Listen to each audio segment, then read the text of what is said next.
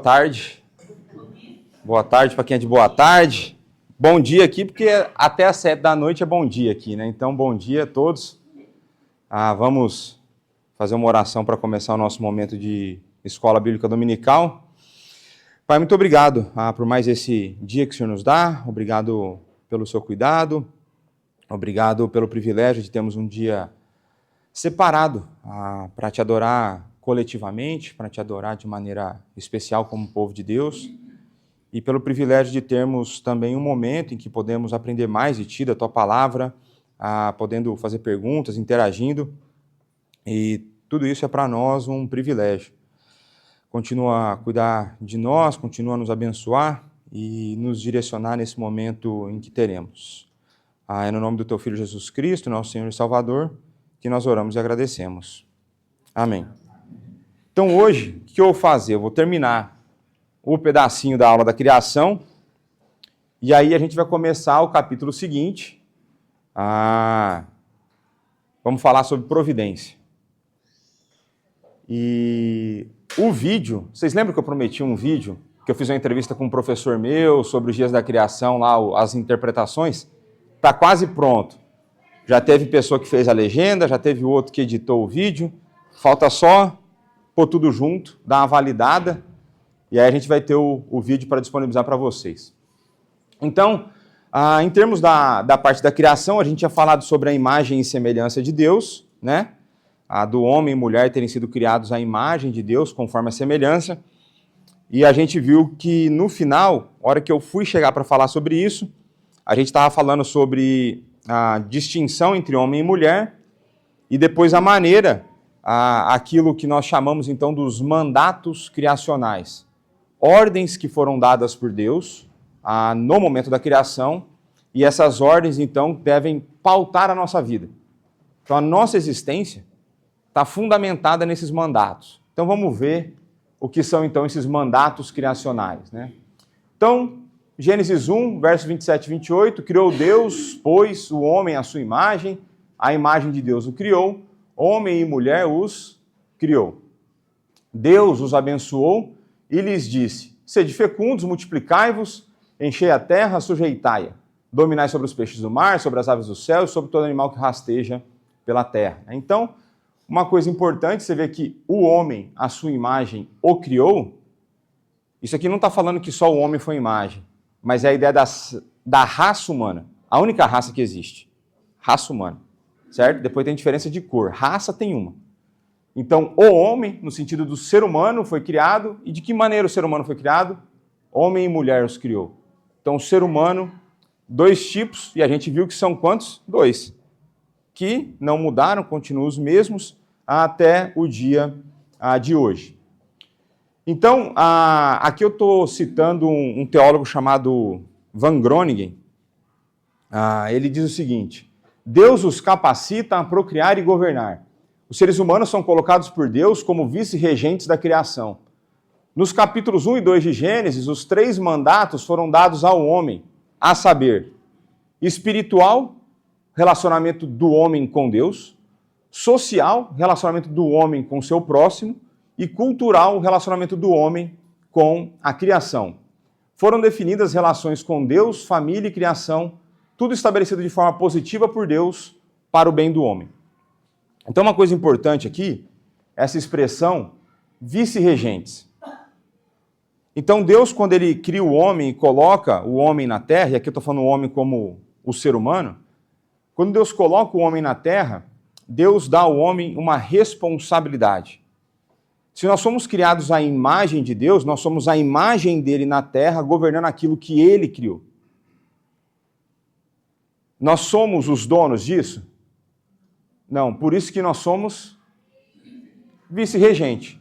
A gente não é o presidente do negócio, a gente não é o regente todo. Nós somos gerentes colocados por Deus para governar tudo isso aqui.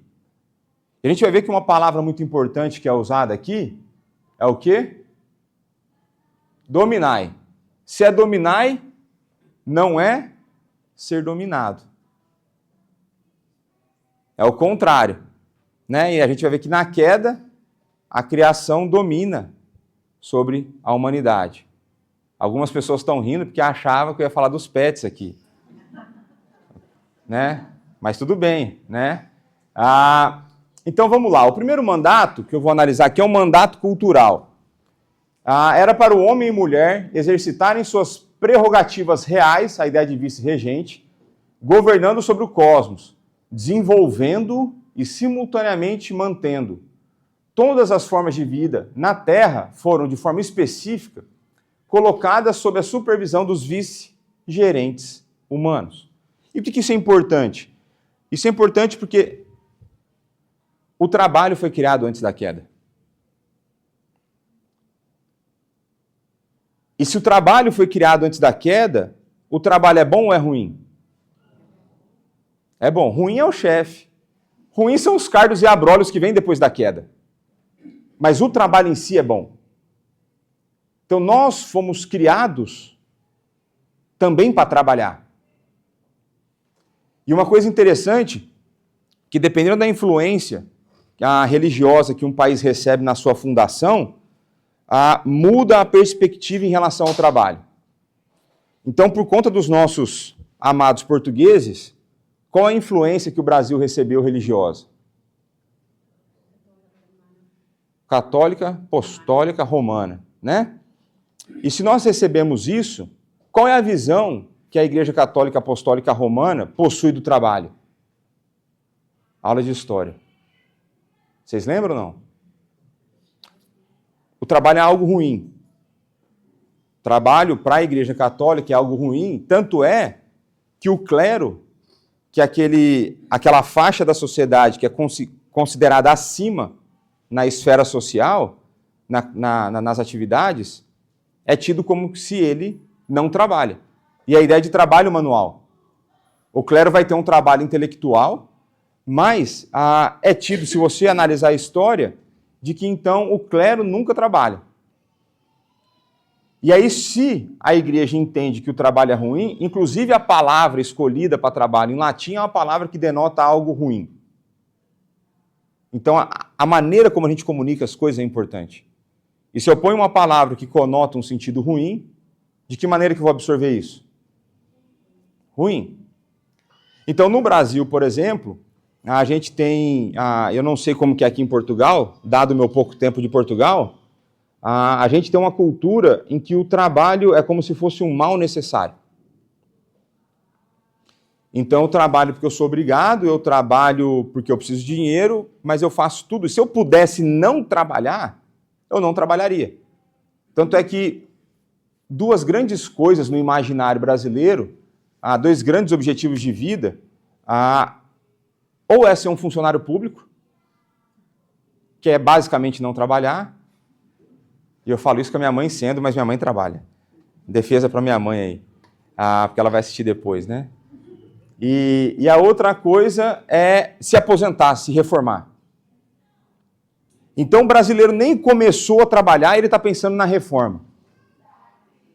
E isso mostra a total falta de compreensão da maneira como nós somos criados por Deus. Agora, eu vou... E veja, aí, por exemplo, no Brasil, adolescente, você não pode pôr adolescente para trabalhar. E aqui eu não estou falando de exploração, de mão de obra. Estou falando de você pegar, pôr um menino para ele aprender alguma coisa na vida. Pega as férias escolares, que era o que meu pai fazia. Eu não sei o que eu preferia mais, se era ter aula ou ir para as férias, porque nas férias eu tinha que acordar 4 da manhã para trabalhar com meu pai. Aí eu falei assim, acho que a aula é melhor, porque eu tenho que acordar só às 6. Né? Mas o ponto é que você não pode fazer nada.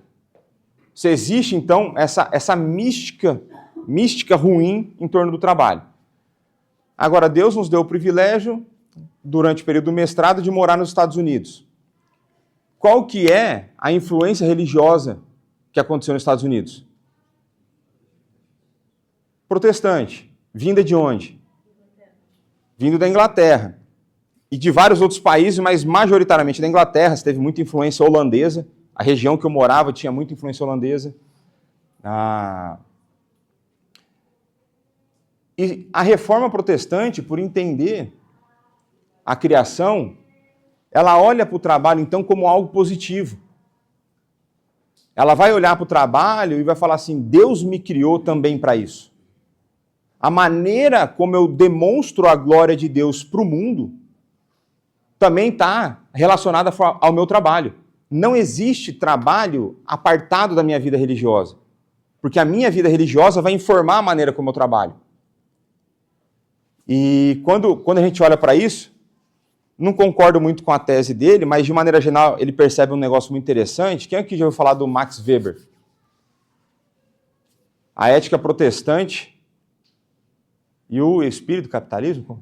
E o Espírito do Capitalismo, né? Eu tive que ler esse livro no seminário e o título deveria ser diferente do livro. Eu discordo do título, para começar. Porque ele fala da ética protestante, mas quando você lê, ele está falando da ética calvinista. Ele não está falando de outra. Ele está falando da ética calvinista de trabalho. E Calvino vai entender que o trabalho demonstra, né, expõe a glória de Deus, e que o homem, então, é feito para isso. Então, o homem deveria trabalhar, e se ele deve trabalhar, a maneira como ele honra, ou como diria lá em 1 Coríntios 10, 31, a maneira como ele faz tudo para a glória de Deus, é ele sendo o melhor possível naquilo que ele faz. E não é sendo melhor que os outros, é sendo o melhor que você pode. A ideia não é comparativo. Deus não está pedindo para você, se ele te deu poucas habilidades em matemática, ele não está pedindo para você ser o novo gênio da matemática. Ele está pedindo para você ser o melhor que você pode dentro daquilo.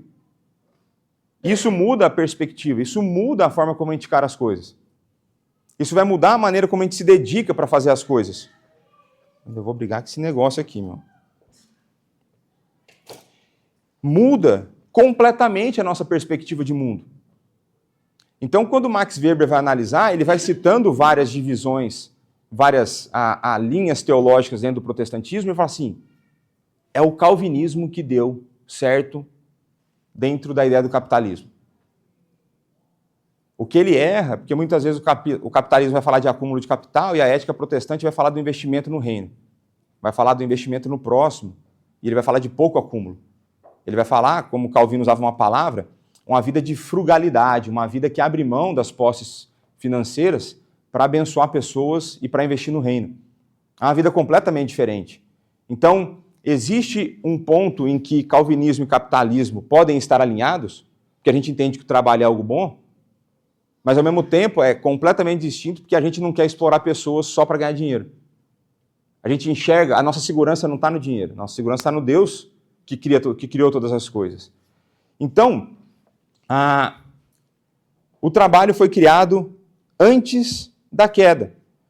E aí uma coisa que me matava no Brasil era o tal do sextou. Chegou sexta-feira, o melhor dia da semana. Os caras estão errados no calendário, o melhor dia da semana é domingo. Aí, a outra coisa era, nossa, não acredito, chegou segunda-feira. Domingo à noite, o pessoal quase entrava em depressão. E um dia, eu estava longe de ter o chamado ainda, não tão longe, cronologicamente estava perto. Mas eu tive contato com uma pessoa no trabalho, e eu lembro que a menina fez algum comentário disso, falou assim, nossa, sexta-feira, finalmente, melhor dia da semana. Eu falei, é? Ela falou, é. Eu falei, mas por quê? Falou que é, sábado e domingo. Eu falei, nossa, mas me conta uma coisa, a tua vida é isso mesmo?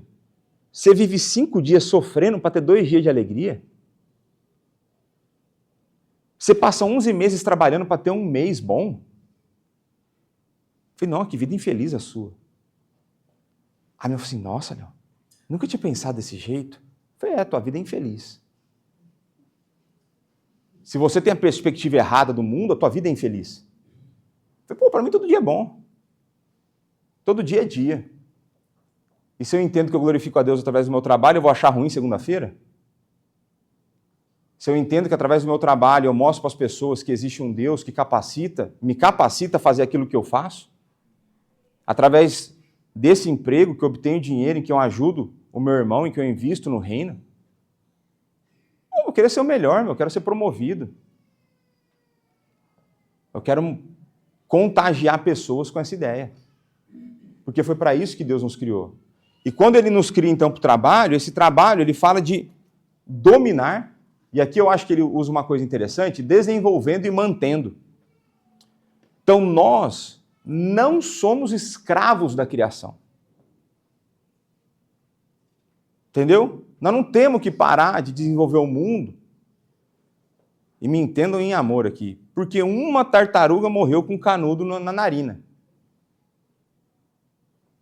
Eu não tenho que começar a usar canudo de papel e voltar no tempo, cheio de químico que me mata, que é o que tem no canudo de papel já comprovado cientificamente, por conta disso. Eu não tenho que parar de comer carne porque os animais têm sentimentos. Todos os animais nos foram dados por mantimento. A gente não pode ser escravo da criação. Não pode desmatar. E quem disse? Se eu puder plantar em outro lugar, se eu puder remanejar. Quem falou? Né? Falou o Macron, que desmatou a França inteira, deixa um rio poluído e vai encher a paciência do meu país, que tem a maior preservação de floresta do mundo, da história. Está vendo como que existe um monte de coisa nas narrativas do nosso dia que são contrárias ao Evangelho, são contrárias à palavra de Deus e são mentiras fantasiadas de verdade? É a verdade trans, né? É a verdade maquiada, é aquilo que é mentira sendo falado de uma outra forma. Então nós somos feitos para dominar sobre isso e usar a criação. Só que nós temos que usar não de maneira visando a destruição. Mas a gente também não pode afirmar coisas que a gente não tem prova para falar. Né?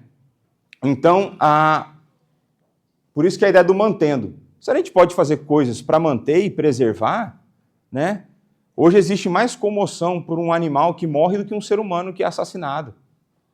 É fato. Ainda mais se for o mico-leão dourado da floresta amazônica. Aí, meu amigo, é quase Terceira Guerra Mundial. Existe uma inversão de valores. Né? Mas nós fomos chamados, então, para manter, mas para desenvolver. Então, pense nisso. Todo desenvolvimento tecnológico que existe no mundo é o cumprimento do mandato cultural. O que não é o cumprimento do mandato cultural é o uso errado da tecnologia que foi inventada. Então, para a internet. Internet é uma bênção de Deus. Né? A gente pode espalhar as boas novas hoje pelas redes sociais, pelo YouTube. A gente pode fazer isso. O que é ruim é você fazer o uso errado. É você querer criar um nome para si dentro das redes sociais. É você propagar péssimo ensino nas redes sociais. É você acessar ou aceder coisas que você não deveria ver. É você perder muito do seu tempo e não usar bem o seu tempo na internet, por exemplo. E a gente tem que pensar que tecnologia não é só a questão de aparelhos celulares, telemóveis e coisas do tipo. A tecnologia começa quando inventam a roda. A tecnologia começa quando o pessoal inventa uma enxada. Isso era tecnologia na época. Então, nós somos chamados, e por isso que protestante não deveria ser burro. Cristão tem que estudar. Dentro das suas limitações, dentro das suas capacidades, dentro das áreas de interesse, de acordo com a vocação que Deus te deu. O cristão está aqui para dominar, desenvolver e tornar o mundo melhor. Essa é parte da nossa função. É isso que Deus coloca no mandato cultural. E aí, desde a criação, a gente vê que não existe espaço no cristianismo para a pessoa ser à toa. Ser vagabundo, não trabalhar. Não existe isso no cristianismo. O cristianismo existe um aspecto de que ele nunca é um chamado para você estar confortável nessa vida. É para você estar confortável nele, mas não com as circunstâncias. Aqui é, como diria lá na época do Muay Thai, é tempo ruim o tempo todo. A gente é chamado para ser confortável no desconforto. A gente é chamado para se dar por esse mundo. E isso também é através do trabalho. Alguma dúvida? Não? Então, a partir de amanhã, todo mundo estudando, acordando feliz, acordar mais cedo para chegar no trabalho no horário. Então, mandato social. Mandato social. Este mandato pôde ser dado porque Deus criou a humanidade à sua imagem e semelhança como macho e fêmea.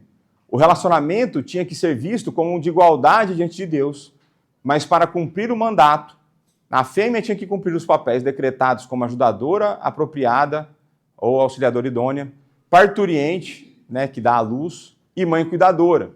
O macho tinha que cumprir seus papéis reconhecendo a fêmea como carne de sua carne e osso de seu osso. Ele tinha que trabalhar com ela como agente real, mas também tinha que servir como cabeça, deixando seus pais, tomando a sua mulher e se unindo a ela. E assim eles poderiam ser frutíferos como parceiros casados equivalentes. Então a ideia, eu acho que não é difícil de entender, que Deus criou a imagem e semelhança, dois tipos diferentes de ser humano, homem e mulher. Aí eu vou voltar de novo aqui, dois tipos. E que esses dois deveriam, então, espelhar a glória de Deus através da sua união e da sua procriação. Então não existe espaço dentro da igreja cristã para um casamento que não visa reprodução. Veja que eu não estou falando unicamente reprodução, que não visa reprodução. Não existe espaço para isso. Agora, se Deus não quiser dar, é outra história. Caso que eu estou, exceção que eu estou até agora. Mas parte do cumprimento do mandato social vai passar por essa realidade. Vai passar de eu me relacionar com a outra pessoa da maneira como Deus estabeleceu para que fosse. Deus criou homem e mulher.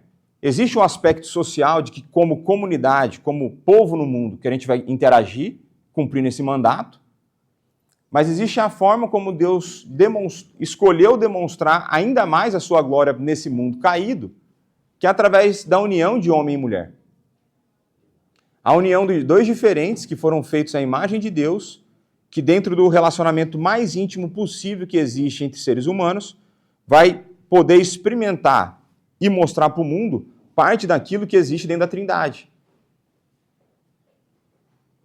Então é através do casamento e da procriação, do ter filhos, do multiplicar, que a gente cumpre o mandato social.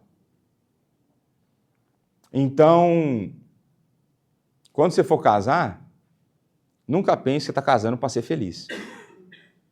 Apesar de que a felicidade pode ser parte e deve ser parte do casamento. Você vai casar em última instância para glorificar Deus e você vai ser feliz se você cumprir o mandato dele.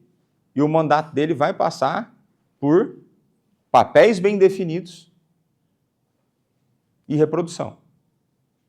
Simples assim. Em caso de exceção, eu te garanto que Deus provê a graça para você ser feliz também. Mas pense nisso. Não case imaginando que casamento é um conto de fadas maravilhoso. Casamento é bom? É bom. Mas é duro, velho. É duro. É teu ego sendo massacrado todo dia. É o teu egoísmo sendo exposto a todo momento. É você tendo que lidar com os seus pecados para que o casamento continue a existir. Não tem jeito. E é dos dois lados. Às vezes mais de um lado que de outro. Não vou falar o que acontece em casa. Mas a ideia é de que casamento é bom, mas não vai achando que é fácil. É duro. Mas é bênção. É bênção. É assim que a gente cumpre um dos mandatos criacionais. E por último, o mandato espiritual. Aí, por último, mas não menos importante, a comunhão deveria ser exercida no andar com Deus diariamente. Conversar intimamente com Ele, expressar amor, honra, devoção e louvor, enquanto se fosse enfrentando os desafios e privilégios de cada dia. A cada 7º dia, essa comunhão deveria ser expressa de maneira mais completa e rica possível. Então, quando a gente olha para o mandato social ou espiritual, é basicamente a gente pensar hoje, no nosso tempo, como que eu cumpro esse mandato? Me ajuda a te ajudar, vamos lá. Como que a gente cumpre o mandato espiritual?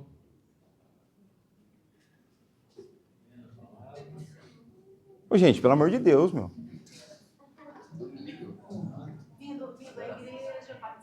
Pronto.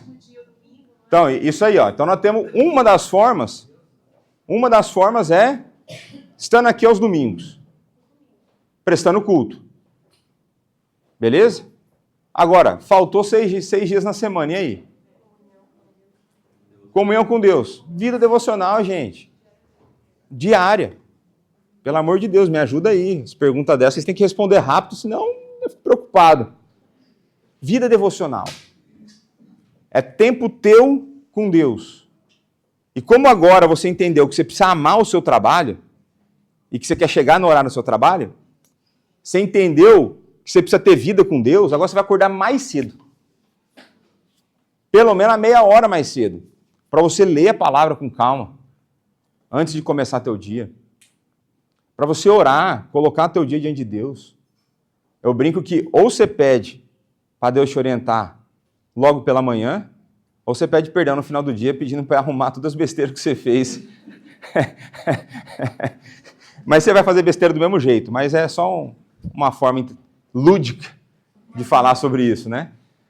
Então, o mandato espiritual...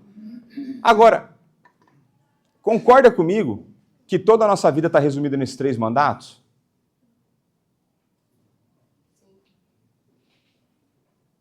Dominar a criação, me relacionar com o meu próximo e me relacionar com Deus. Tem alguma coisa que está fora dessa esfera? Não tem. Aí está desde a criação. Então, desde a criação, Deus estabeleceu como isso deveria acontecer. Agora, como diria aqui nosso amigo Lucas, pergunta. Vocês acham que isso tem acontecido? Quando a gente olha para fora, está acontecendo? Não. Quando a gente olha para dentro? Mais ou menos é não. Né? É verdade, é mais ou menos, mas o mais ou menos é não no reino. Por isso que a gente precisa de um salvador, porque o padrão é alto e mais ou menos não resolve. E aí, eu vou trazer aqui uma amiga minha, que eu fiz essa revisão, acho que era quase 11 horas da noite ontem. Uma das bênçãos de estar sem televisão em casa é que meu hobby agora, às vezes eu paro e falo, fazer o quê? Limpar a casa nem passa pela cabeça, mas vou fazer o quê? Nem um carro, porque eu não tenho. É outra coisa que eu não tenho, carro e televisão. Aí não tem para onde ir, porque eu não tenho um carro, né? Tem que sair a pé à noite, não estou afim. Aí eu falei que eu vou ler. Estou começando a virar pastor de verdade. Hobby eu vou ler, né? E aí eu peguei um livro, comecei a ler a introdução desse livro, eu falei, não, preciso alterar a aula. Preciso pôr esse slide lá na aula. Que é esse slide aqui da nossa amiga Rosária Butterfield. Olha o que ela fala. Sobre a introdução desse livro aqui. Este livro oferece uma simples resposta. O mundo está em caos. E a igreja está dividida. Porque nós temos falhado. Você viu que está 11 horas da noite mesmo, né? Nós temos falhado em obedecer a Deus e valorizar o seu plano para como homens e mulheres deveriam viver. Nós, tolamente, e eu estou gostando muito dessa mulher porque ela usa um vocabulário muito próximo do meu, nós tolamente acreditamos que nós poderíamos desassociar o evangelho dos mandatos criacionais, que nós poderíamos ter o Novo Testamento sem o Antigo Testamento. Nós tolamente acreditamos que piedade pessoal e amor por Jesus não requer integridade doutrinária e nenhuma fundamentação na Bíblia como palavra de Deus inerrante, suficiente e inspirada. Nós tolamente acreditamos que nós poderíamos reinventar nosso chamado como homens e mulheres a desafiar o padrão e propósito estabelecidos por Deus para os sexos e, de alguma forma, colher bênçãos de Deus. O plano de Deus para homens e mulheres, os mandatos criacionais, são encontrados primariamente em Gênesis 1. Eles são central, não periféricos, para o Evangelho de Jesus Cristo. Então, por isso que eu quero fazer a série em Gênesis. Mas é por isso que eu gastei tanto tempo na criação. Porque é central para o Evangelho a gente entender para que a gente foi criado.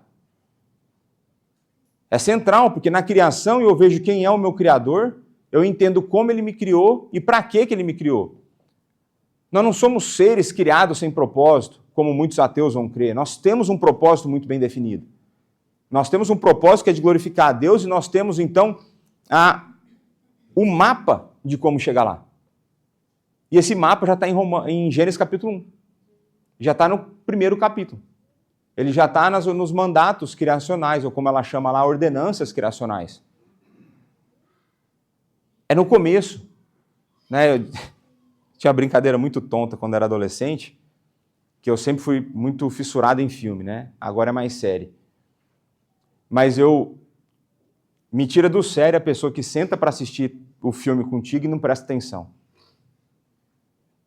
Isso me mata. Daí eu falo assim, sabia que você não entendeu o começo, você não entende o final? Aí precisa perder do começo, presta atenção. E é isso aqui. É a partir do começo que a gente vai entender o meio e o fim.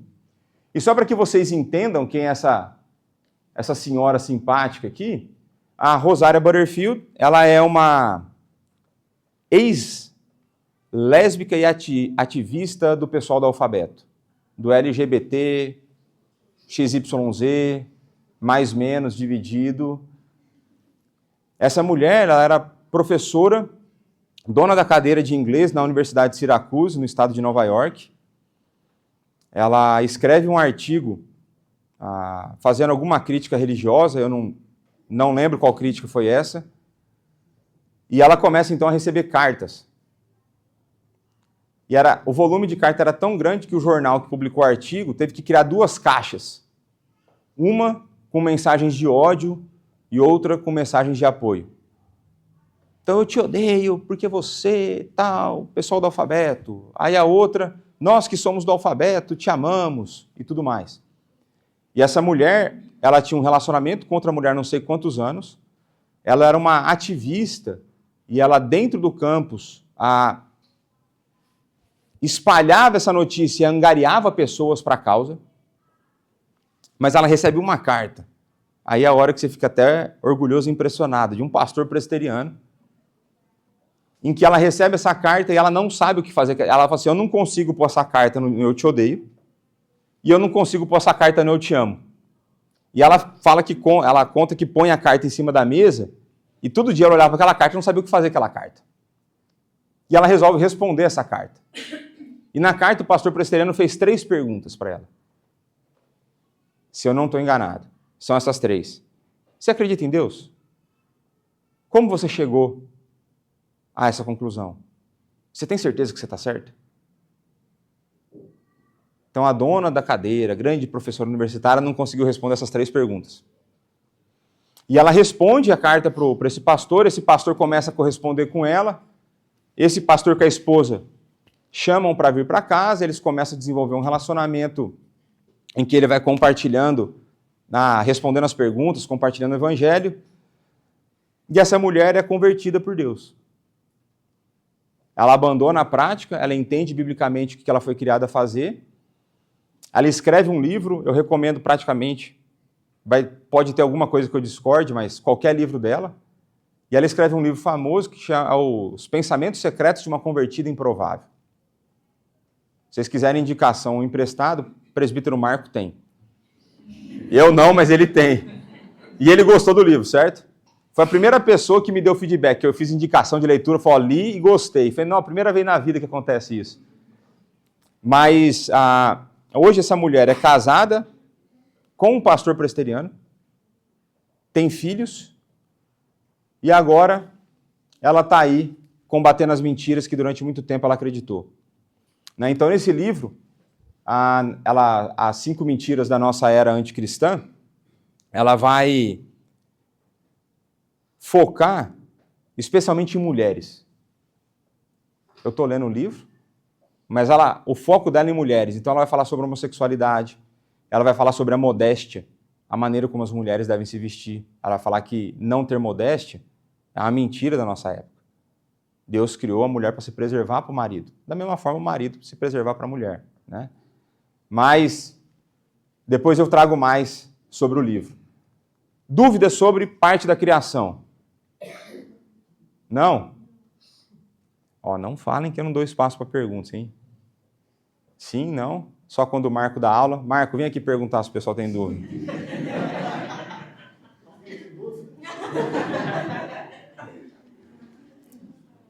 Então vamos falar aqui, agora vamos entrar no capítulo da providência divina. E esse capítulo, já vou falar para você, em alguns momentos pode soar estranho. Fica calmo, descansa, que é bíblico. Tá certo? Vamos mostrar nas escrituras o que a gente está falando aqui. Mas, vamos lá. Então, a providência que tudo alcança, né? Então, primeiro parágrafo. Deus, o grande criador de todas as coisas, sustenta, dirige, dispõe e governa todas as criaturas, todas as ações delas e todas as coisas, desde a maior até a menor. Pela sua muito sábia e santa providência, segundo a sua infalível presciência e o livre e imutável conselho de sua própria vontade, para o louvor da glória de sua sabedoria, poder, justiça, bondade e misericórdia. Se eu fosse traduzir isso aqui de um jeito simples, com a linguagem menos rebuscada, Deus coordena tudo. De uma forma em que fique evidente que Ele é sábio, poderoso, justo, bondoso e misericordioso. E isso redunda a glória para Ele. Tranquilo? Tranquilo? Tranquilo para você que Deus, na sua providência, já tinha decretado que você viria com a roupa que você está aqui hoje? Que o fato de você escolher a sua roupa livremente, você cumpriu aquilo que Deus havia decretado? Até isso? Tranquilo? Então tá bom. Então tá fácil. Então lá, Deus, o grande criador de todas as coisas, sustenta. Então vamos por partes. Então, Hebreus, capítulo 1, verso 3.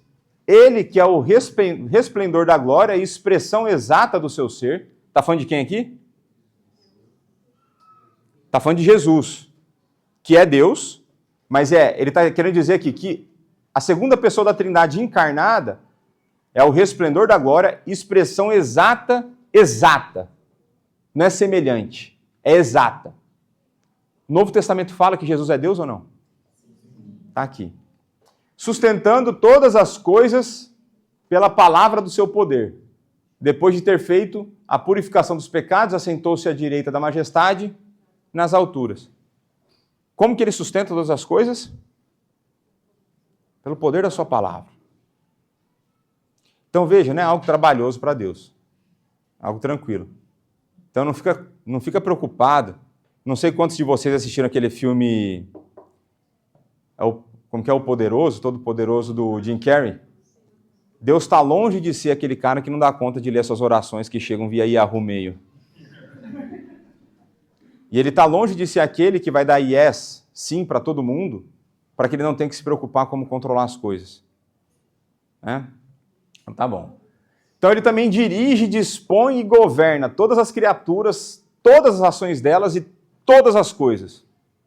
Então, resumindo, ele controla o quê? Tudo. Então, olha só o nosso amigo Daniel, capítulo 4. Mas ao fim daqueles dias, eu, Nabucodonosor, quem é Nabucodonosor? Um dos caras mais brutos da história.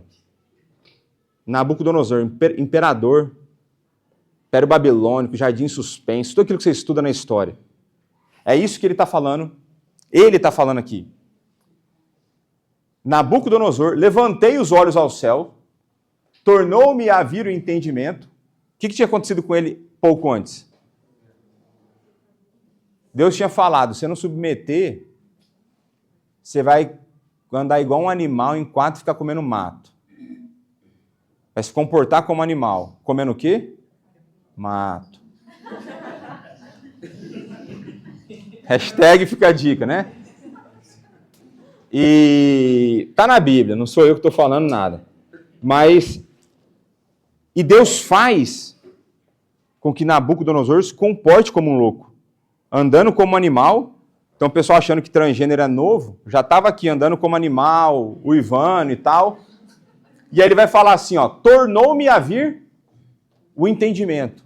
E quando veio o entendimento, eu bendisse o Altíssimo e louvei e glorifiquei ao que vive para sempre, cujo domínio é sempre eterno e cujo reino é de geração em geração. Todos os moradores da terra são por ele reputados em nada, e segundo a sua vontade, ele opera com o exército dos céus e os moradores da terra. Não há quem lhe possa deter a mão, nem lhe dizer que fazes. Esse era o imperador mais bruto que tinha na época. Deus fez pastar igual uma vaca. Então ele governa tudo e todos. Ele dá e ele tira o entendimento. Ele abre e fecha o coração. Ele abre e fecha os olhos. Ele dá e tira a vida. Depois eu vou entrar na parte que eu não gosto aqui no próximo slide. Mas vamos lá. Atos 17, 25 a 28. Então esse Deus nem é servido por mãos humanas, como se de alguma coisa precisasse. Pois ele mesmo é quem a todos dá vida, respiração e tudo mais. De um só fez toda a raça humana para habitar sobre toda a face da terra, havendo fixado os tempos, previamente estabelecidos e o limite da sua habitação, para buscarem a Deus, se porventura tateando o possam achar, bem que não está longe de cada um de nós. E aqui eu lembro de uma conversa que eu tive com um querido amigo, um pastor, que foi um professor no seminário no Brasil, e que foi pastor da Cleudi e da Júlia, né? E eu lembro que a gente tinha uma matéria que era prática de pregação, onde você pregava para a sua turma e você era humilhado diante da sua turma, né? Lá você vai aprendendo a ficar humilde fácil. E parte do processo de humilhação era os seus amigos te criticarem. Então você terminava de pregar, aí abria para a turma, e aí, o que vocês acharam da pregação? Aí você já via quem era político, né? Aí você já via os caras que têm toda a inclinação para política, que eu lembro até hoje de um caso, o cara falou assim, que eu quero falar. Não, então fulano, diga, nunca na minha vida eu vi esse texto tão bem exposto. Mentira, foi ruim. Entendeu? Nunca. Então, assim, mata todos os outros pastores. Acabou. Se esse for o melhor de todos, esquece, né? Mas eu lembro que um dia um colega lá de turma falou algo dando a entender de que a gente tinha controle sobre as coisas. Sobre algumas coisas. Aquilo que não foge ao nosso controle. E aí, na hora das críticas, eu perguntei para o professor, eu falei, é correto falar isso? E aí, uma das poucas vezes que eu discordei dele, né? Ele falou assim, não, Léo, Por exemplo, porque se eu tiver com o pneu furado, eu consigo trocar, eu estou sob o controle disso. E eu discordo dele, porque é ele quem dá a vida, respiração e tudo mais. E no caso, e que eu acho mais estranho ainda, porque ele tinha mal de Parkinson, entre outras doenças. Então, ele já não estava nem conseguindo trocar o pneu, por exemplo. Já no final de vida, né? Ele faleceu enquanto a gente estava no seminário ainda. Ou logo depois. Então, tudo na nossa vida, o nosso respirar, o nosso ter condições de fazer alguma conta matemática, ter condições de vir aqui e dar aula, ter condições de dirigir. Se Deus quiser te dar uma cãibra na hora que você estiver dirigindo, não dirige. Se Deus quiser que você não dirija ou que você não chegue num destino, Ele te dá um Tesla. Oh, brincadeira. Não, brincadeira. Só para descontrair. Outros diriam que poderia falar de carro francês, vou falar só do Tesla, só para... Mas fica tranquilo que Deus ele controla todas as coisas, então? Então tá bom. Sim. Essa semana eu tive um fato que ocorreu. Um senhor chegou para mim e falou assim, se Deus ele tem o poder de todas as coisas, por que os países que têm mais evangélicos, a religião mais forte, são os mais violentos? Ou seja, as pessoas que matam mais, homicídios, suicídio e tal. Eu dei minha resposta para ele. Agora, eu queria saber uma resposta mais... Tá. Primeiro, que eu preciso ver os dados, da onde que ele tirou que o país que tem mais evangélicos são os mais violentos. Esse é um primeiro ponto. O segundo ponto é que evangélico é um espantalho. O que eu quero dizer com isso? Muitos lugares vai considerar como evangélico Mórmon. Eles não são evangélicos, são seita. Vão considerar como evangélicos adventista, também não são.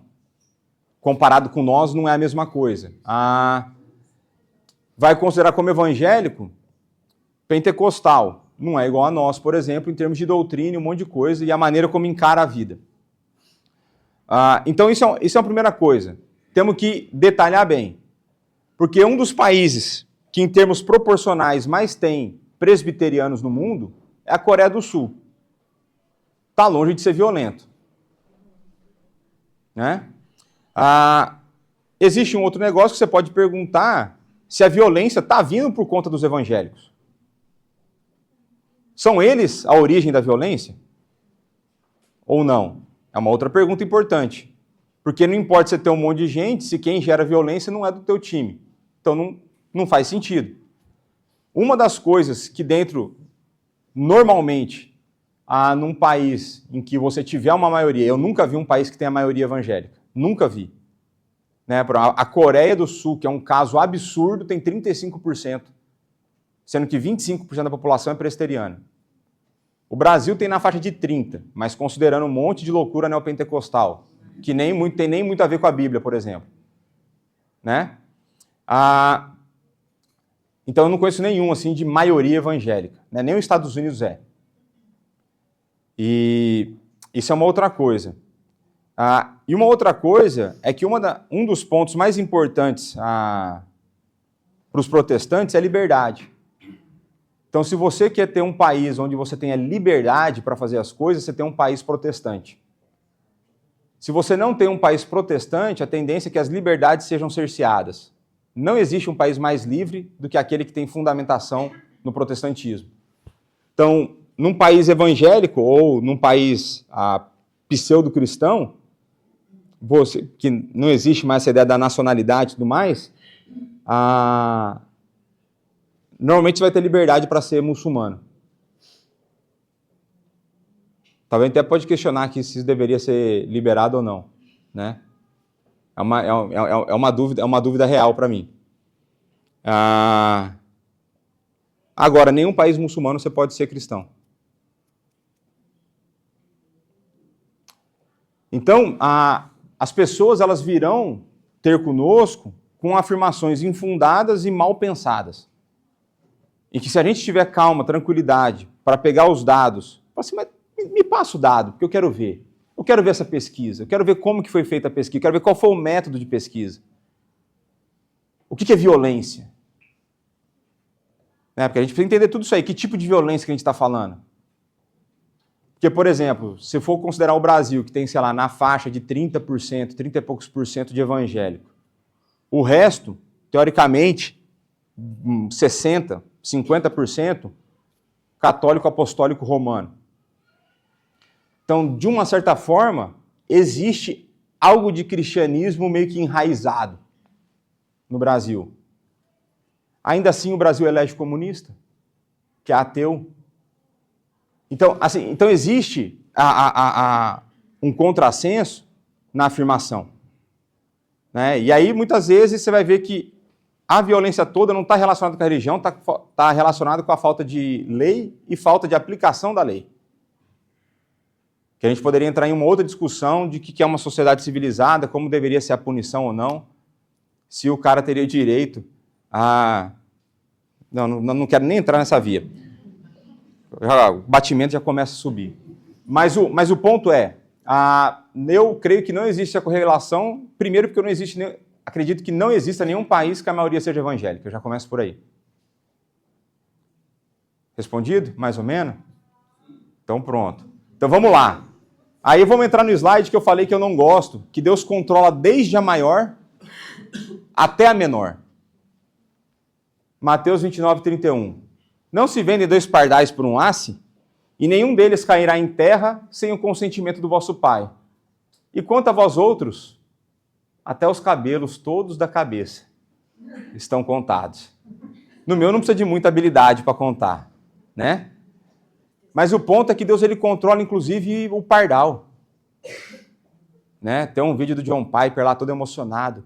Até um pardal que morre dentro da floresta amazônica, foi Deus que... É verdade. Ele controla tudo. Né? E aí o Van Dixhoorn vai falar, né?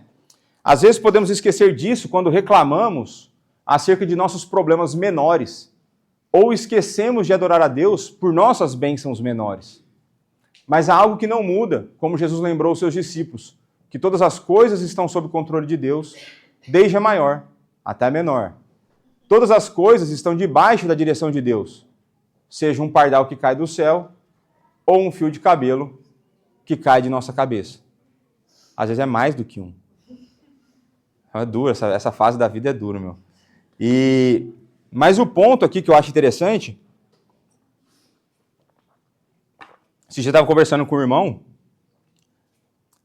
de que na maior parte do tempo é fácil ser presbiteriano. Mas tem umas horas que é difícil ser presbiteriano. E que eu falo com isso? Quando o problema vem, aí você tem que bancar. Deus é soberano. Ele quer o meu bem nesse sofrimento. E tudo está debaixo do controle dele. E por conta disso eu não posso reclamar. É duro, meu, ser presbiteriano, tem uma. Né? Acontece, né? Mas eu vejo que isso aqui é muito importante para nós, né? Desde a maior até a menor. E isso tem que trazer para nós, né, pegando o texto bíblico ali de Mateus, um conforto tão grande de que se nós somos filhos amados de Deus, Ele não nos desampara. Se nós somos filhos amados de Deus, se até a vida do ímpio Ele controla, imagina a nossa, a maneira como Ele controla e aquilo que Ele quer para nós. Se nós somos filhos de Deus, a gente não deveria ter medo de falar, seja feita a tua vontade. E aqui eu tenho que trazer à memória algumas circunstâncias da vida, né? Eu lembro que acho que eu já contei essa história aqui, mas teve um pastor que eu tenho um carinho muito grande, ele foi pregar no aniversário de 50 anos de ministério dele, né? Pastor Nizam. Foi até pastor do Ronaldo aqui, lá. E aí o pastor Nizam falando que quando ele nasceu, a mãe dele consagrou ele a Deus. Falou, Senhor, está na tua mão, faz dele um pastor, faz o que o Senhor quiser e tudo mais. E de fato ele virou pastor. Né? E ele falando que como perdeu-se esse hábito de pegar e falar para Deus, é teu. Né? Se não me engano, Samuel foi assim. Né? E era o filho único, né? Era o filho único, né? E aí eu lembro que eu virei para uma amiga minha e falei assim, meu, e aí? Eu já estava no seminário, né? Falei, e aí, teu filho? É consagrar? Falou, não, meu, deixa pro filho dos outros. E aquilo pegou no meu coração e depois eu usei isso numa pregação que eu fiz lá na igreja. Né? Não citei nomes, como eu não vou citar aqui, porque de fato eu amo essa nossa amiga. O como a nossa fé em Deus ela é frágil. O como a gente pensa pouco e como a gente diminui quem Deus é. Porque no fim das contas, o que essa pessoa estava dizendo é, eu sei o que é melhor para o meu filho. E uma das coisas que ela falou foi, eu não quero que meu filho sofra. E eu no seminário. E quem disse que teu filho não precisa sofrer? Da onde você tirou essa besteira? Teu filho precisa sofrer. Nós precisamos sofrer. Nós somos teimosos, nós somos burros. Nós somos estúpidos ao ponto de achar que Deus não sabe o que é bom para o nosso filho. É esse o nível de loucura da nossa fé. E eu usei isso no exemplo de pregação. Como que a gente acha que a gente sabe melhor do que para o nosso filho? E mais do que isso, que a gente vai dar conta de dar o que é melhor. Uma coisa é eu achar que aquilo é o melhor. Outra coisa é aquilo acontecer de fato. Como se Deus não tivesse esse poder. Como a gente pensa pouco, como a gente diminui, como a gente valoriza, como a gente não valoriza o plano de Deus para nós, a maneira como Ele vai conduzir a nossa vida, a maneira como Ele vai nos usar nas nossas vocações. Se você consagrar teu filho para ser pastor, por exemplo, né, se Deus quiser que ele seja, e ele for um pastor sério, já não vai ser desviado, né? Já não é uma bênção? Maior bênção que pode existir. Ser crente. Então, Deus cuida de cada detalhe da nossa vida. De cada problema que você está passando. Cada dificuldade que você tem. A luta com o seu pecado. Deus sabe. Mais do que Ele sabe, Ele cuida de ti. Existe esperança em Jesus Cristo. Então vamos avançar, que nós estamos no primeiro parágrafo e são só 7. Será que eu vou terminar hoje? Então, pela sua muito sábia e santa providência, segundo a sua infalível presciência. Então veja como que os nossos irmãos tiveram cuidado, que basicamente o que eles estão fazendo aqui é o que eu coloco no meu slide de premissas. Eles estão falando quem Deus é. Para falar assim, se Ele é tudo isso, aquilo que Ele faz tem que estar certo. Não tem outra alternativa. Então, se Deus controla todas as coisas, é pela sua muito sábia e santa providência, segundo a sua infalível presciência. E presciência aqui, né, a ideia de predeterminação. Deus sabe porque Ele determinou que aconteceria. Porque previamente Ele determinou que aquilo aconteceria. Então, Salmo 104, 24. Que variedade, Senhor, nas tuas obras. Todas com sabedoria as fizeste.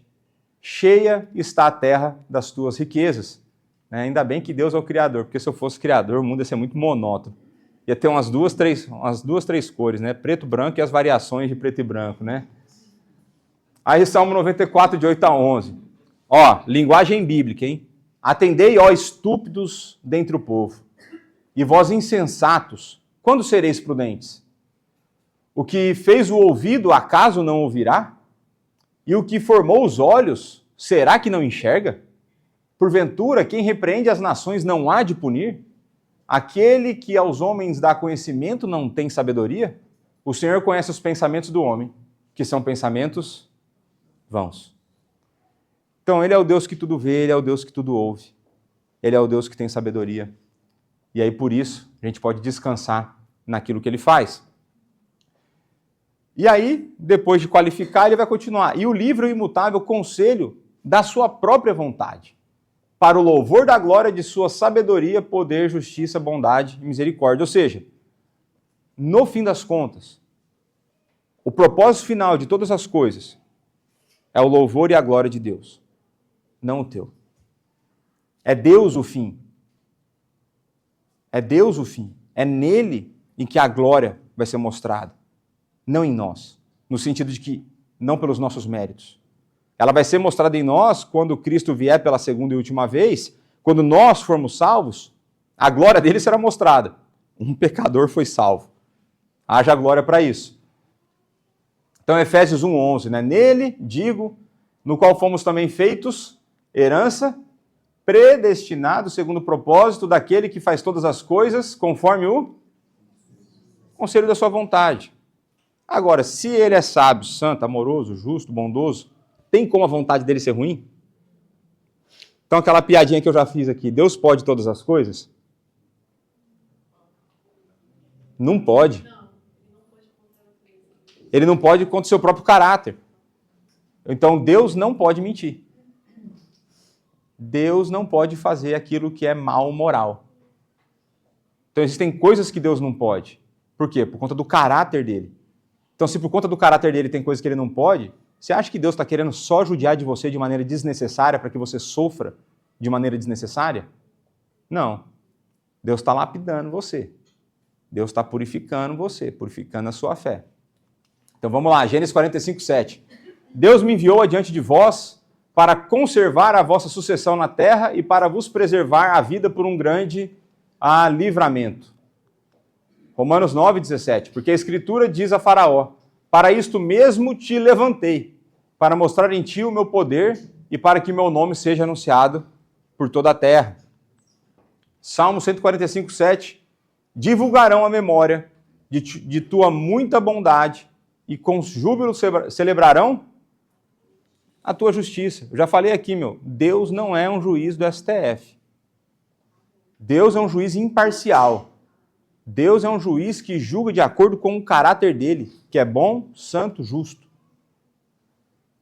Não tem mancha de pecado, não tem possibilidade de pecado. Aqui eu já tenho ensinado para vocês, não existe balcão de negociação com Deus. Eu não posso vir aqui e oferecer um grande sacrifício para que Deus me atenda. Deus não é manipulável. Deus não é corrompível. Deus não tem falta de nada para que você possa oferecer alguma coisa que Ele queira. Deus é justo. Deus é santo. E Deus é bondoso. Pelo menos acabei o primeiro parágrafo. Vou terminar por aqui. Falamos bastante hoje sobre os mandatos criacionais e começamos a falar sobre a providência divina.